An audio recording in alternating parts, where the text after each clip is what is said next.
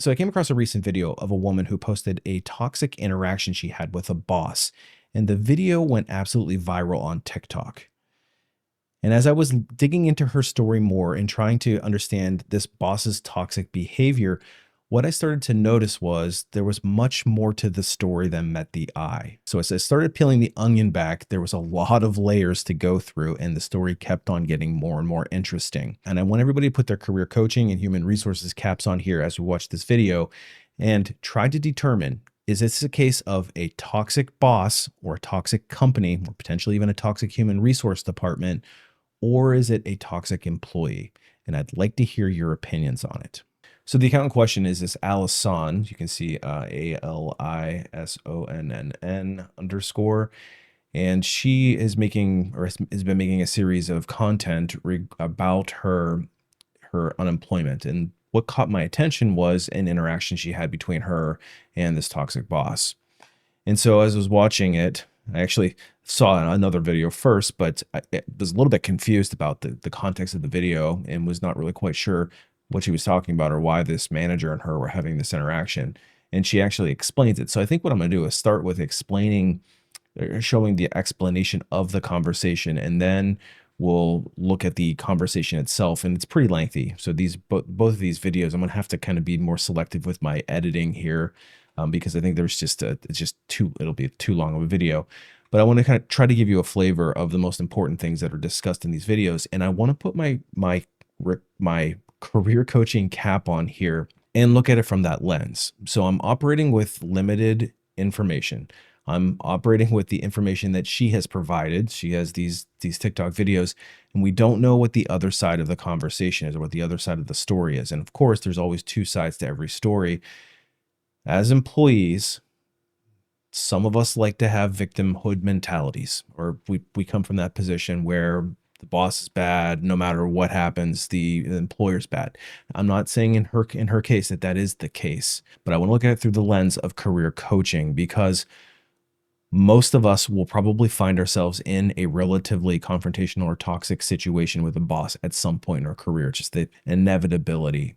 And let's face it, a lot of bosses are thrown into these roles without a whole lot of skill or competency. And, I've had bosses myself that I sit there and scratch my head and say, I wonder how this person ever got this role. But nonetheless, there is a right way and a not so right way to handle yourself in a professional setting, especially if you're career minded. And everything we do is based on strategy. So let's start with her explanation of this conversation that we will watch afterward. I posted part of a conversation I had with my former manager, and I definitely didn't expect it to blow up, so I'll provide a little bit more context. This was a really small team of about 5 people, only me and one other person were non-management. After a year of being at that company, my wonderful manager was replaced with this woman who was determined to hate me from day one. A lot of other teams at the company would have team interviews before they hired anybody, but they just hired her and said, I hope it works out for you, and nobody ever evaluated how she was treating me. Okay, so I'm not sure how she knows what the hiring process is for the boss, because at her level, she wouldn't be privy to it. So obviously, she's gotten terminated from her position. So there's going to be a degree of, how do you say this? Butthurtness about it. So I understand where she's coming from in that regard. There is a little bit of venom in her voice. She is assigning a judgment from her perspective, but we don't know how this person was hired, and so she's placing judgment on it. Another thing I want to point out here is when you start into a new job and the boss is directly involved with hiring you. In other words, they have gone through the interview process with you. They have talked about their vision for the role. You've gone through multiple rounds with them, and ultimately they were excited enough about you to go and make an offer to. And when a new boss is brought in, especially from outside of the organization, they're going to come in with their own preconceived ideas of what good looks like. So what they typically had at their last companies, what they bring with them. So the structure of the team, the competencies that they're looking for, the things that they want people to be focused on. There's not a guarantee that you would be the person that they would have selected if they were the hiring manager during the time that they actually went through the initial interview process yourself. So they're going to come in and be assessing the team from their perspective, from their own unique biases. So if you end up getting a new boss that wasn't directly involved with hiring you, I would consider that to be a pretty significant red flag and something that I wouldn't necessarily quit my job right then and there, but I would definitely be starting to consider putting feelers out. I would have my resume up to date. I would definitely be working on building my networks and kind of starting to warm things up with my job search, because there's too much variability and you just don't know what's going to happen. And this is particularly true if it's a boss 2 and maybe even 3 layers up, like so the senior leader in the team who comes in and wants to reorganize everything. I've seen this happen so many times that I could probably write it in stone. If you have a new senior leader that comes in and they're not fully bought into you, just be very careful there. During the transition, I absorbed half of my first manager's responsibilities and they were not shifted back to the new manager. And I brought this up several times because I was actually making less money than I did when I started. So I wasn't going to do half of my manager's job while she made 6 figures for doing absolutely nothing. Okay, so that comment is, to me, is very telling. She is assigning judgment on her boss's performance from her perspective. What she sees, she is determining that the boss does absolutely nothing. She doesn't know what the boss is doing and behind the scenes. She doesn't know what the boss is doing with the director, the senior directors of the organization, or what other projects they may be bringing on. She is just assigning judgment from her perspective that the boss doesn't do anything. They just sit around and collect these huge paychecks and we do all the work. New manager avoided talking to me as much as possible, and if I ever asked her for help, she would tell me to go find answers elsewhere. It's as if her goal was to set me up for failure. And she also had her Outlook calendar hidden from me, so I genuinely have no idea what that woman was doing on a daily basis. I hadn't taken any days off since the new manager joined the team and had over 100 hours of PTO stacked up, so after 4 months, I finally took a week off. I met with her the Wednesday before I was supposed to leave, and she said that we could meet again to discuss coverage. And then I emailed her on Thursday and got an out-of-office message saying she would be gone Thursday and Friday. With my first manager, anytime somebody went out of office, the rest of the team would cover for them, and you would come back and it would be an easy transition. The new manager never discussed what would happen if somebody went out of office because she left before that could happen. I was supposed to leave at noon on Friday, but I worked 6 hours of overtime to make sure that the team would be in a good spot during my absence. I made really detailed notes about everything I was working on, what needed to be covered, and I put those in a mutual spot and also emailed those to my manager. But I checked throughout the week that I was on PTO and could see that the team email inbox was being completely ignored. When I returned to work, my manager had absolutely no intention of telling me what happened the week that I was gone, and I could tell that a lot of tasks had been ignored, so I emailed the director expressing concern for the lack of coverage for my position. Only then did my manager put a last-minute meeting on my calendar.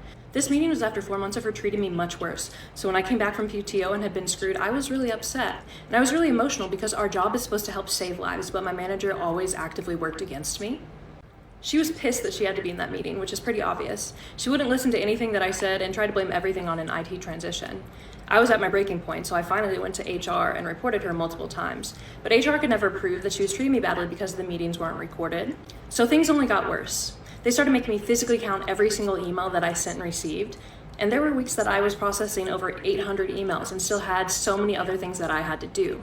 In April, I was laid off, and they claimed it was for financial reasons, and that the conversations about which positions to eliminate had been ongoing for months. But if that was true, they wouldn't have hired a new girl to fill the open position on our team. They would have eliminated the open position. I sent this video and a plethora of other evidence to HR. The vice president and director of HR both saw this video and everything else, knew how my manager had treated me, but nothing happened. She still has her job. Let's stop there and just kind of react to what she says. So it sounds to me like this new manager came in. There wasn't good communication. Sounds like the manager had some problems with communication and was not fully or effectively transitioning things when people went onto vacations and kind of managed the team emails. And probably rightfully so. She's upset because she takes a lot of pride in her work and wants things to be running smoothly. And with the previous boss, they had a good working cadence. And so obviously disconnect there. There's a disconnect in, it sounds like, expectations as well. So all of that stuff aside, she runs to the human resources department and complains a couple of times. And here's the deal. Human resources is not your friend. They are not the person that you go and tattle to. They're not the department that is the police of the organization who's going to come in and tell bad manager to shape up or shape out. When you go into the human resources department, you essentially are putting a target on your back. And I hate to say it because we feel like we should be able to go in with confidence. And in some cases, HR will kind of play the good cop, bad cop and get you to lower your guard, and they'll have you say things. And I've been on both sides. I've been a manager with employees, I've been an employee, and I've been in the HR department, also looking at it from that perspective. When an employee comes into the human resources department and starts saying, my manager's toxic, my manager is discriminating against me, she's treating me poorly, etc., all these things, what the human resources department is doing is taking very dubious notes. And then immediately once you leave the office, they're going to start to contact all the people that you've listed out as witness to this behavior. But the first thing they're going to do is they're going to go and pull your file, and they're going to start to get an understanding of who you are as an employee. What was your background? How long have you been at the organization? What were your performance appraisals? What were any other documented coaching sessions that you may have had? Do you have a history of any documented performance issues? Then they're going to go and talk to the senior leader. They're going to sit down with the senior leader and say that there's been an issue. You have an employee that's complaining about one of your managers. What is your thoughts or input on this? And then the senior leader will give their thoughts and feedback. And then the human resource department will sit down with the manager of the department and then share the complaint. So they have to go in and start to investigate this. And they're going to start with the manager, and they're going to say, your employee said all of these things. Did you do this? Did you do that? They're going to go through and basically get the facts. Then they start to go down deeper into your performance. But what ends up happening is, if there is not a concrete, it's just more of an emotional feeling of they're doing these things and I just don't like how they're treating me, which to the employee feels very valid at the time. So I'm not trying to invalidate how she's feeling, but from her perspective, she feels that she's being discriminated against. But what the human resource department is doing is now putting a target on her back. They are starting to, maybe not necessarily a target so much as she's now on their radar. So she said she complained formally twice to the human resource department. So the first time, they're taking note of it. They're saying, okay, there might be an issue here. Let's pay attention to it. But then the second time she comes in, and it sounds like this manager was only there for 6 months. She comes back in the second time and complains again, probably pretty quickly thereafter. Now this human resource department is likely looking at her as a problem. And especially because she's admitting to recording some of these conversations. And we'll go into that a little bit more deeply in just a minute here. But let's hear what she has to say about this EEOC meeting. I contacted the EEOC, but I had to wait until September to meet with them.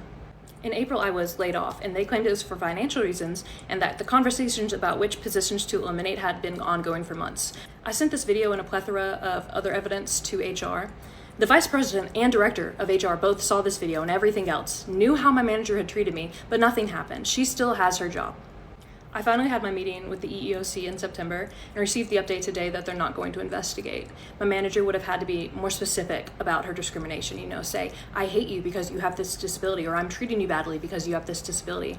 She knew how to discriminate and get away with it. She knew not to say the magic words. The fact that the EEOC has declined to even investigate the case further is very telling, because the EEOC is very much employee focused. In the court of law, you're innocent until proven guilty. But in the court of the EEOC, the employer is guilty until proven innocent. So they have to prove their innocence through showing that the employee is the problem, that there is a long history of issues, and they basically present them with all of these facts, and the EEOC will look at all this stuff and they'll make a decision on whether or not they want to investigate further. And essentially, if the EEOC investigates to the point where they feel that there's an actual case, a valid case of discrimination, the EEOC will often take your case on your behalf. They'll actually file the suit on your behalf and essentially move the case forward.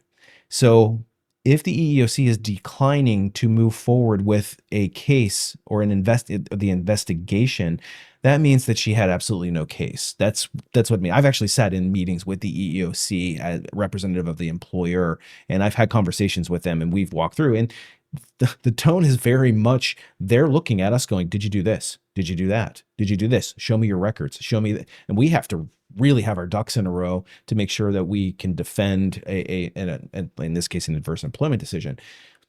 So if the EEOC comes back and says, we just don't have enough of a case, and it's dismissed before they even investigate further, that's a very telling sign that she has no leg to stand on. And I know that she's very emotional about this. She's feeling that they did her wrong. And in her mind, they really probably did do her wrong on some level. And this manager probably sucked and was not a good manager to work for.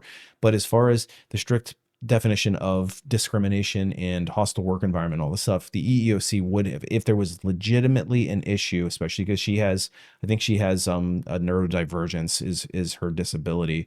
But if she has a disability and is discriminated against, and the EEOC found any evidence, they would have certainly investigated it and then likely taken it taken it to court on her behalf. So I want to jump over and actually hear the conversation that she had with her boss. Now, this is a little bit lengthy. I'm going to try to cut this down as much as I can, but I do want you to hear the interactions between the two. And I'm going to try to take as balanced an approach as I can with the interactions, because I'm trying to understand where the issue really lies here. Because when I first saw this video, I was very much looking at it from the lens of, here's a toxic boss acting very toxically, and let's have a reaction to that. But when I started listening to the story a little bit more, I started to wonder where the issue truly was. Now, a couple quick things to keep in mind. She is now disclosing who the company is. So the previous video, she said she didn't want to disclose the company. So it's this Miss McKesson and this other company that's associated with them. And she is also recording this manager, and I'm assuming she is recording this manager without the manager's knowledge and then posting it to TikTok. So that is potentially an issue, and an issue that you can get into pretty serious legal hot water with if you're not careful. You have to get the other person's permission and let them know that you're recording any video. So like when I'm doing my career coaching calls, if I decide I want to record the call for whatever reason, or take like AI notes on it, I have to let the other person know that I'm recording for those purposes, and I have to get their verbal permission. And in her case, I'm assuming that this manager did not agree to that. So this is a pretty big shade of gray, what she's doing here. She could potentially get in some pretty serious trouble. Did you say that we could meet to discuss coverage and then go out of office without telling me? I don't recall having that happen. Everybody else knew I was going to be gone, so apparently you missed the meeting where we talked about it. Where was it talked about? In casual conversation. And like, I should be aware of these things, you know? Like, I should have some awareness to if my manager's not going to be here. How would you like to be made aware? To be told, you know? Like, okay. What meeting was this information shared on that I wasn't a part of? Like, where... We have team meetings all the time, and we talk about all kinds of stuff. So I met with you on Wednesday, and you gave me no information that said that you were going to be gone the rest of the week. You said we can meet to discuss coverage, and so I was under the impression we would be doing that. For that miscommunication. I suspected that, you know, the responsibilities for my position would have been covered. Okay, that's not what I'm asking. I need you to be specific with me, Allison. I'm not trying to beat a dead horse here. Did you expect everything in the inbox to be gone? No, but I expected at least some stuff to be gone, you know. Okay, so it does sound like the manager probably doesn't have a very good cadence for handling people who are out of office. And it does sound like there's a consistent communication issue with the manager. So I do think we can establish that as being the case. And if I was investigating this from a human resource perspective, I'd be looking at that and saying, okay, there's some disconnects there. Now, the expectations of what work needs to get done, when it's not necessarily this employee's job to determine what the manager should and shouldn't be working on while she's gone from her, you know, on vacation. It's the manager's job to decide what should be picked up and move forward. It's her job to just communicate these are the things that need to be done, and then let the manager handle figuring out how they want to get it done. So I feel like she is, in a way, is delegating upward, and you know that could potentially rub a manager the wrong way. I made this whole list of items that were being worked on, and I highlighted a couple that I wanted to make sure were resolved, and they weren't, as far as I can tell, they weren't taken further. There were just some things that could have been. One of those, please. I don't know why I spent so much time trying to make notes for all what was going on with all of these. and then I'm just kind of left out without any knowledge of what happened or. Well, but that's what teams do. So when we have processes that we follow, and when we're all following the same process, if you have a question about something, we know where to go look. And so that there is no need to provide really long, lengthy, detailed correspondence about what I did. I feel like if I take the time to tell you that these items are what I was working on, like it would have been helpful to know that they were resolved and not just have no awareness of what happened. Well, I just told you one that was, so give me another one. I'm going to make you be very specific with me, Allison. Well, I also know that none of the access requests were done. No, we didn't do many access requests last week because we were listen to me. It was not reasonable to be putting access requests into a system that was unstable. So it's clear that the manager is starting to get pretty upset with the conversation, and you kind of look at the facial expression of the employee here, Allison. The dynamic is starting to devolve, and so the manager saying, "Listen to me." Obviously, she's clearly hitting a nerve and is getting frustrated with the employee. If I'm the employee, if I'm Allison, I'm probably backing down and trying to de-escalate this situation, because really what's happening is the manager's just getting upset. And if you're dealing with a manager that's not happy and potentially toxic, you sitting there and engaging and trying to go through this minutia with her, she clearly has a different expectation. It's an expectation issue here. So the manager has this different expectation of what should have been done during her time off, and she clearly has a difference in expectation of what should have been done while she was gone. And again, you have to think of the reporting relationship. She's talking to her manager now. This is not just another employee, and she's expressing this frustration with her manager, and her manager is reacting back to her and starting to get more and more short with her. And that's logical. Okay, so I just have to come in and catch up the slack and figure out where I'm supposed to go submit those now? There should be nothing to figure out. They're in the email box. They need to be done just as you ordinarily would. This is not complicated. Okay, well, why couldn't somebody do them last week when they were submitted? One of them's been pending for weeks. What did I just tell you? I just explained it to you. I just explained it to you. Yeah, you can clearly hear how agitated the manager is getting right now. She's getting very upset. And so Allison needs to step back, de-escalate, and just finish up the call as quickly as she can. That's what I would do if I was in her situation. She's digging herself a much bigger hole here. But I'm supposed to use the same system that was broken last week, but now it's not broken? That's not at all what I said. Because there was only a handful of them. I know, but I still, I got everything handled to where it was at a good point, and I'm coming back to utter chaos.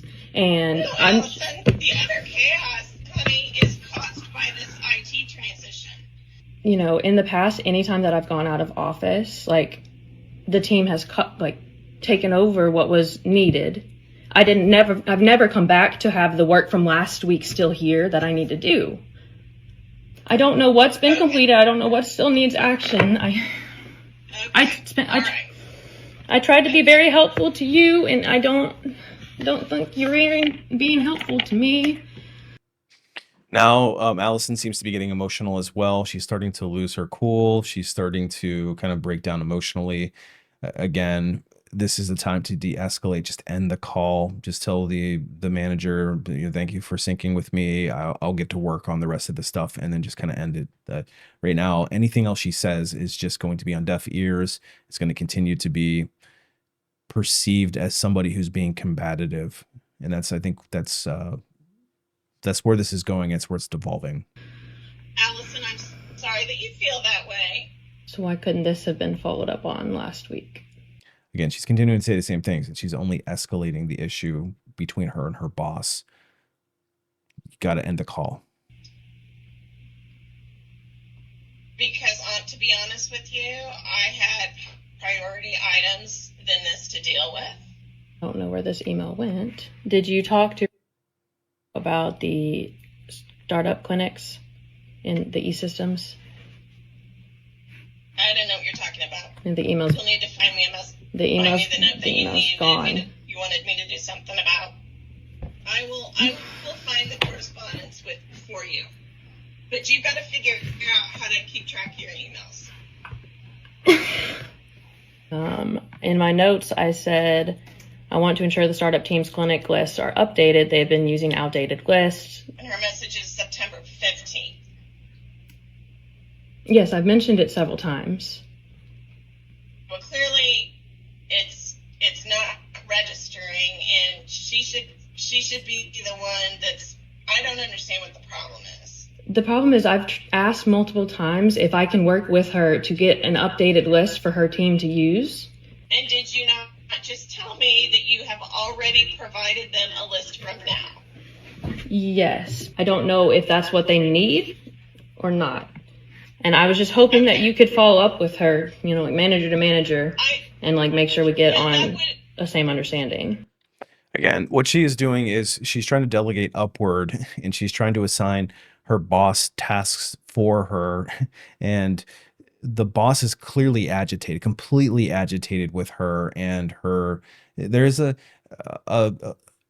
me, it comes across as that maybe a lack of respect. She is acting very beside herself about, how dare you not keep things in order the way that they should have been, how I set them up for you. What do you mean you didn't do these things?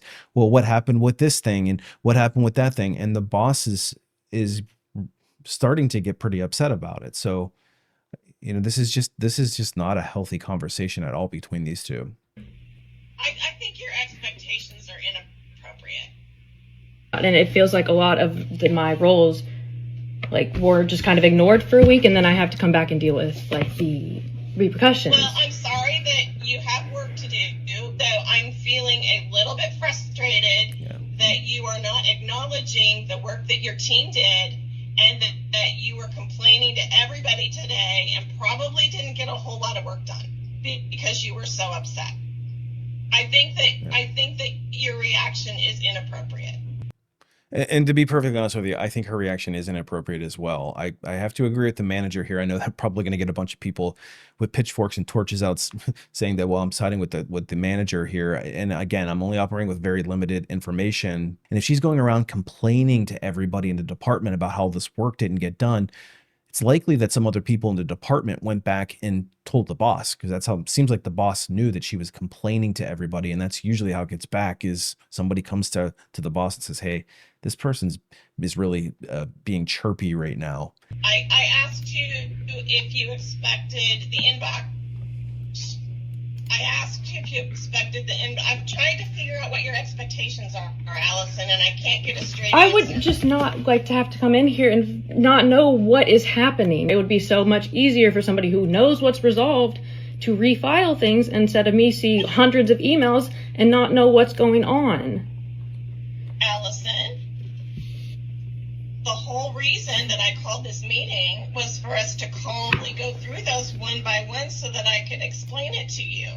So according to her note, the manager is on this call or scheduled this call because she had emailed the senior director. So in other words, went around her boss, went and complained to human resources a couple times, went around her boss to the senior leader.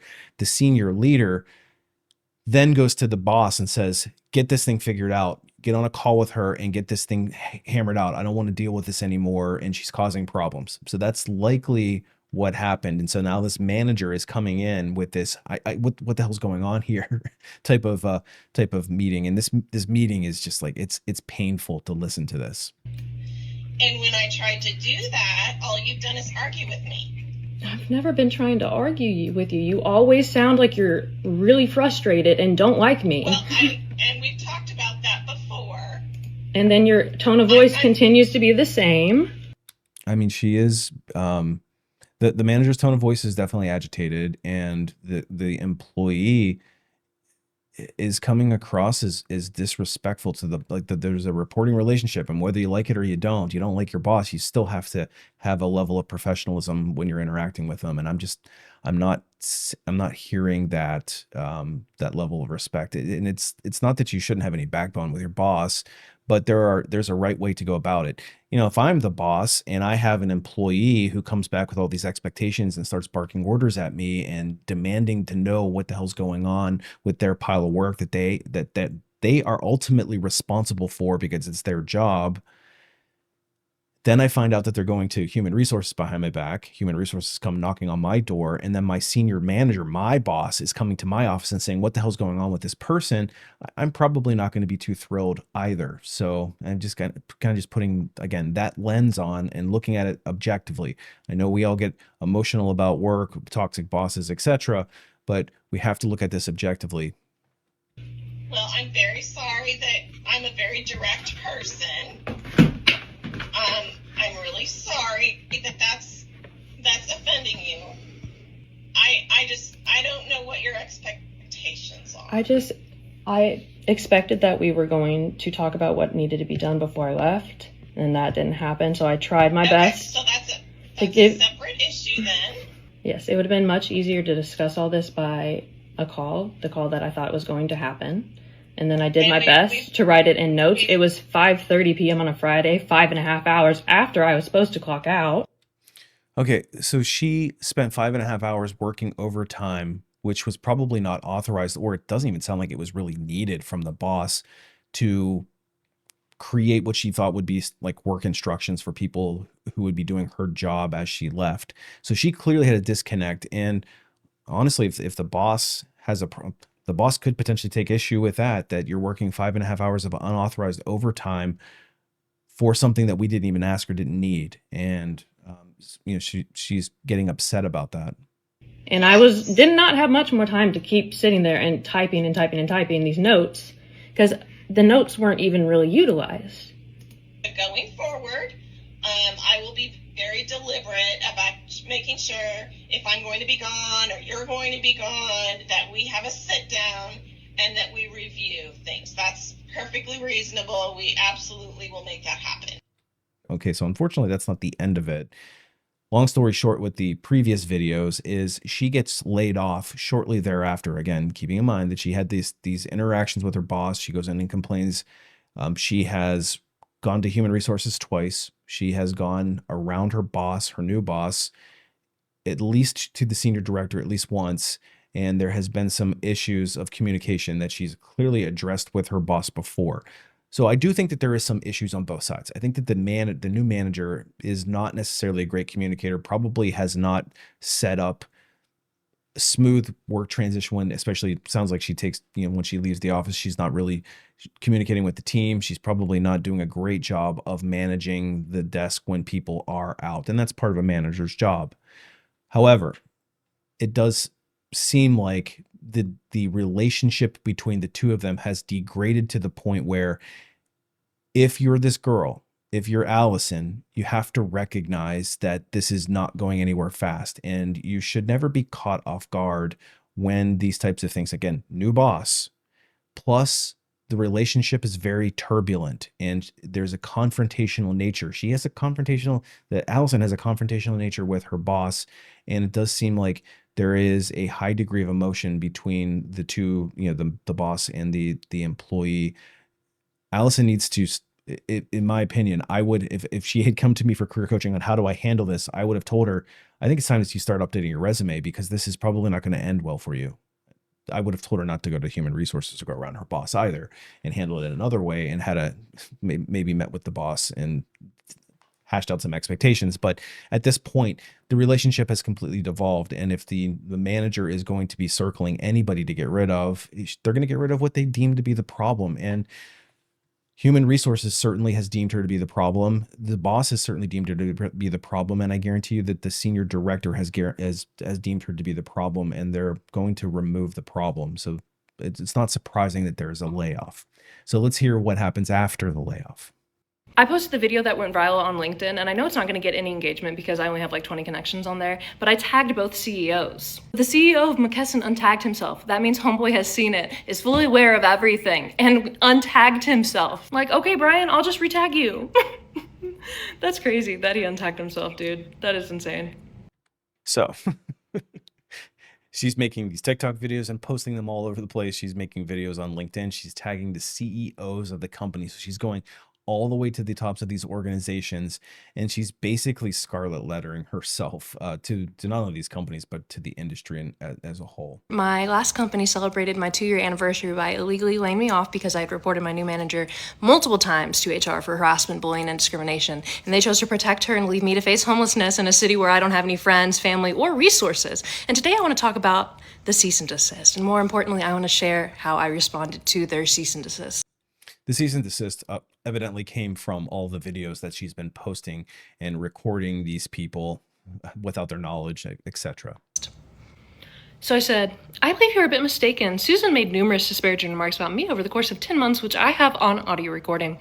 SCRI decided to damage their own reputation when they hired a woman who has a reputation for disrespecting and harassing her subordinates. It was unprofessional for SCRI to hire an unqualified woman due to nepotism. It is unprofessional for SCRI to know that one of their employees has disabilities and to force them to work under a bigot with zero support. It was unprofessional for that woman to do everything in her power to create a toxic work environment because she was trying to force a disabled employee to quit. It is unprofessional for SCRI to be completely compliant in the discrimination, harassment, and bullying of a disabled employee. Furthermore, it was unprofessional for SCRI to retaliate against a disabled employee by laying them off. In regards to your precious severance agreement, I have the Vice President of HR on audio recording lying to me and misrepresenting how the terms of that agreement would play out. Had she told the truth, I may not have signed the agreement. Since McKesson has decided to get involved and continue to support an abusive director, I'd be more than happy to let the world know that McKesson condones vertical violence of disabled employees. McKesson is a much more recognizable name than SCRI, so that should help with my engagement. You forget that I have absolutely nothing to lose since my source of financial stability was taken away due to SCRI's harmful decision to hire an abusive woman. You would think, given the circumstances, that SCRI and McKesson wouldn't continue to act with such hostility towards a hardworking employee who can damage the reputation of both companies by simply telling the truth about their experience. Yet you continue to show that these companies are devoid of empathy and basic human decency. Thanks for demonstrating the company's lack of values. Signed, Allison, Master of Science. A lot of people are saying that I shouldn't be naming her, but I don't care. That woman ruined my life, and I think she deserves to know that she's a bad person. Whoa. I'm trying to withhold off the rails is probably the term that comes to mind here. I just think that this is probably a case where she should just delete her social media and try to start fresh and just move on. Judging from the comments, I've just kind of read through some of the comments, and I can't confirm this 100%, but it sounds like she's not able to find a lawyer to represent her either. So the EEOC and attorneys are not picking up the case, and she's creating a very visible issue, and she's posting it on LinkedIn. She's posting it on TikTok, and recruiters hiring teams from other companies will indeed be looking on socials. They do this stuff. They look at your social media, and if they see this kind of stuff, no employer is going to hire her. So unfortunately, she's going down a really bad path, and I feel bad for her. I feel like she's allowing this one particular bad. It's like, listen, all of us in our career, at some point in our career, are going to have a bad situation, a bad employer, a bad boss, but it's better to just walk away from it and just leave it in the past, like leave it in the rearview mirror and go find a new opportunity. It's not worth blowing up your career over one bad boss. Like, she's letting one bad situation, one bad boss blow up her entire career, because the way she's going right now, I would say she's a toxic candidate and toxic employee for another company who might be considering hiring her. If they see any of this stuff, and I haven't checked her LinkedIn, but her TikTok feed is full of these types of videos where she is basically making her brand about this one particular employer. And it's hard to watch, because she could have a very successful career if she just kind of like let it go and moved on. But she just unfortunately is choosing to go down a very bad path with this. I don't know how I'm going to pay my rent in a couple weeks, and that's terrifying, but I'm trying not to be too overwhelmed about it because all I've known for the last year is stress. Employed people don't seem to understand that nowadays you have to know somebody to find a job. And since I was laid off after I moved halfway across the country to a city where I don't know anyone, it's almost impossible to even find a serving job. I've applied to well over 100 jobs, and the only thing I get besides rejections are more spam calls, texts, and emails. I paid to be licensed as a substitute teacher, and out of the 12 schools I applied to, I only heard back from one, and it was a rejection. So if you're still with me at the end of this video, I appreciate your attention and your patience. And I want to ask you again, now that you've learned all the facts, how would you interpret this situation? Is this a case where a toxic boss is making a woman's life miserable? Or is it the case of a toxic employee? I want you to let me know in the comments below. And I just want to say this, especially to anybody who's in a similar circumstance. At some point in every single one of our careers, we're going to find ourselves in a situation where we're dealing with a toxic boss, a toxic workplace, and a job that isn't a good fit for us. It is not worth you blowing up your entire career and scarlet lettering yourself over one bad employer. It is much better to just walk away and leave them in the dust. So in other words, I implore you to put the camera down, don't hit the record button, and certainly don't post this stuff on Instagram, on Facebook, on TikTok, and most importantly, don't post it on LinkedIn, because hiring managers and recruiters for future companies are going to see this. They're going to automatically label you to be the problem, and you're likely not going to get hired again. To go. Anyway, thanks for your patience on this long video. I did think that there was a lot of good information here, and it was hard for me to cut some of it out without being able to tell the full story. So if you made it to the end, I appreciate you. Thanks for watching. We'll see you on the next one.